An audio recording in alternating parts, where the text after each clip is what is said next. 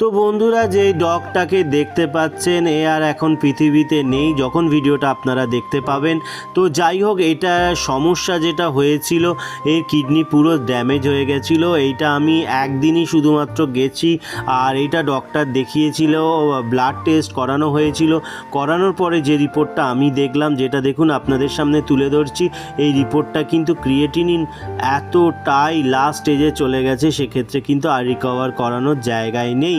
আমি ওনাদেরকে বলেছিলাম, এনাদের বাড়ির সামনে তাকে খেতে দেয়। তো যাই হোক, যদি ভালো করতে পারতাম ভালো লাগতো, কিন্তু কিডনি খারাপ হয়ে গেলে কিচ্ছু করার থাকে না বন্ধুরা। সেই কারণে যাই হোক, আপনাদেরকে বলবো বন্ধুরা, যখন খাবার দেবেন ওদেরকে সেদ্ধ খাওয়ানোর চেষ্টা করবেন, আর বাড়ির ভেতরে রাখতে পারলে অনেকটা ওরা ভালো থাকে, এটাই বলতে পারি। ভিডিওটা প্রচুর পরিমাণে শেয়ার করুন, একে বাঁচানো গেল না, সেটাই খারাপ লাগছে। সবাই ভালো থাকবেন।